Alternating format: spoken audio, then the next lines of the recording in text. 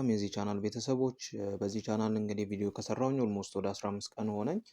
ያው አንዳንድ ነገሮች ቢዚ ስለምንሆን ለአብዛኞቻችን ከትምህርት ጋር በተያያዘ እና በዚህ ቪዲዮ የመጣሁት ለሪሜዲያል ተማሪዎች ከ2017 ሪሜዲያል ተማሪዎች ብዙ ነገሮችን መማር እንዳለባችሁ አስቤ ነው።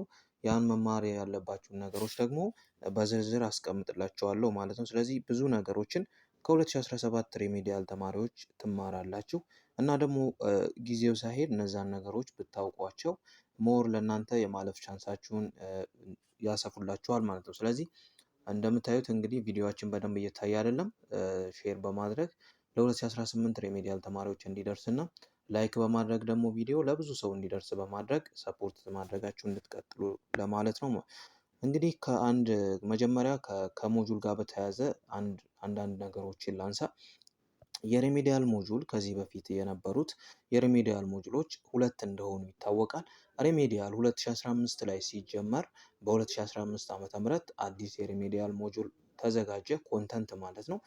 እና ያ የሪሜዲያል ሞጁል የተዘጋጀው ከኦልድ ካሪኩለም ነው፣ ማለትም ትምህርት ሚኒስቴር መጽሐፍን ከመቀየሩ በፊት ያለው ማለት ነው። ስለዚህ አንደኛው ያ ነው። ሁለተኛው ደግሞ ከኦልድ እና ከኒው የተቀላቀለ ማለትም ተማሪዎች በአዲሱ ስርዓተ ትምህርትም በኦልድ ካሪኩለምም ስለተማሩ ከዛ ቅልቅል የሆነ ወይም ደግሞ ሁለቱንም ኮንተንቶች የያዘ በ2017 ዓ.ም አዲስ የሪሜዲያል ሞጁል ተዘጋጀ ማለት ነው። ስለዚህ እነዚህ ሞጁሎች ናቸው ያሉት። ግን የ2017 ሞጁል መዘጋጀቱን ትምህርት ሚኒስቴር ስክሪናችን ላይ እንደምታዩት ደብዳቤውን የላከው መጋቢት ላይ ነው ማለት ነው። ስለዚህ ትምህርት ሚኒስቴር ያንን ደብዳቤ ለተማሪዎች ሲልክ ዘግይቶ ነበረ። ደብዳቤውም እንደዚህ ይላል። በ2017 ዓ.ም በዩኒቨርሲቲዎች የተመደቡ የሪሜዲያል ተማሪዎች በ2016 ዓ.ም 12ኛ ክፍል ላይ ብቻ በአዲሱ ስርዓተ ትምህርት የተማሩት በመሆኑ 12ኛ ክፍል የሚመለከት ርዕሶች ብቻ በአዲሱ ሲለበስ የሚማር ይሆናል ማለት ነው። ስለዚህ 2016 ላይ ሪሜዲያል የሆኑ ተማሪዎች 12ኛ ክፍል የተማሩት 2015 ነው ማለት ነው።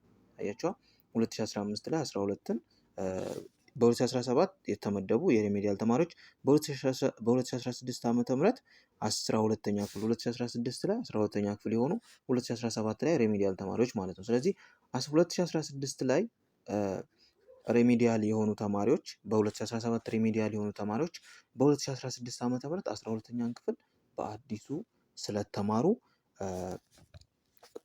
በዚህ በ2017 ላይ የተቀየረው ሞጁል በሁለተኛ ዙር ማለት ነው መጋቢት ላይ ነው የተነገራቸው። ያ የሚሆነው ለ12ኛ ክፍል አዲሱ ነው የተማሩት። የ12ኛ ክፍል ብቻ ከአዲስ ይሆንና እነዚህ ተማሪዎች የ9ኛ የ10ኛ እና የ11ኛ ክፍል ትምህርታቸውን በነባሩ ስርዓተ ትምህርት ስለተማሩ ትምህርቱ የሚሰጠው በነባሩ የሪሜዲያል ይሆናል ማለት ነው። ሲለበስ ያው ካሪኩለሙ በዛ በነባር ይሆናል ማለት። ስለዚህ 2016 ላይ 12ኛ ክፍል የተማሩ ተማሪዎች የ11ኛ ክፍል የ10ኛ ክፍል እና የ9ኛ ክፍል በኦልድ ነው የተማሩት። ስለዚህ የሚዘጋጅላቸው ከ9 ከ10 እና ከ11 የሆነው በኦልድ ተዘጋጀ 2017 የተዘጋጀ ሪሜዲያል። ከዛ ደግሞ የ12ኛ ክፍል በአዲሱ ስርዓተ ትምህርት ይካተታል ማለት ነው። ስለዚህ እናንተ ደግሞ የተማራችሁት 11 እና 12ን ነው ማለት ነው። እናንተ የተማራችሁት በ2018 ሪሜዲያል የምትማሩ ተማሪዎች በአዲሱ ስርዓተ ትምህርት የተማራችሁት 11ኛ ክፍል እና 12ኛ ክፍል ነው። ስለዚህ በ2018 ዓመተ ምህረት የሚዘጋጀው የሪሜዲያል ሞጁል ምን ይሆናል ማለት ነው? 9 እና 10 ኦልድ ካሪኩለም፣ 11 እና 12 ኒው ካሪኩለም ይሆናል ማለት ነው። ስለዚህ አሁንም እዚህ ጋር ስታጠኑ ኢቭን አሁን 2018 ላይ አዲስ ሞጁል ባይዘጋጅ እንኳን ማጥናት ያለባችሁ ከየትኛው ነው ማለት ነው? ከ2015ቱ ሞጁል እና ከ2016ቱ በ2017ቱ ሪሜዲያል ሞጁል ይሆናል ማለት ነው። የ2017ቱ የሚይዘው ከ12ኛ ክፍል ኒው ካሪኩለም ነው እና ሌሎቹ ኦልድ ካሪኩለም ይሆናሉ።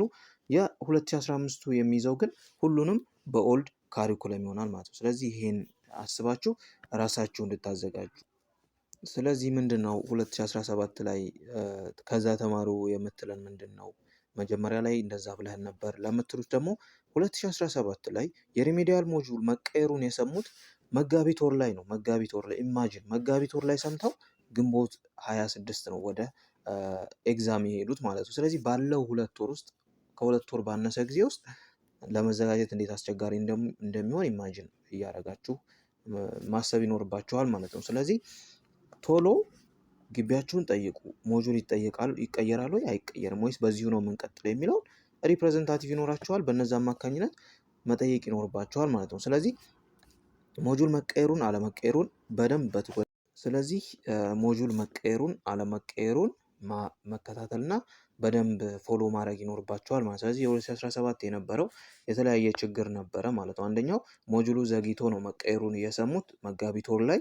ስለዚህ አሁን ማወቅ ያለባቸው 2 ሞጁሎች ናቸው ያሉት። በቴሌግራም ቻናላችን ላይ 2ቱን ሞጁሎች አስቀምጠናል። ፋይል ላይ ገብታችሁ ማግኘት ትችላላችሁ። ሊንኩን ደግሞ ዲስክሪፕሽን ላይ አስቀምጣለሁ።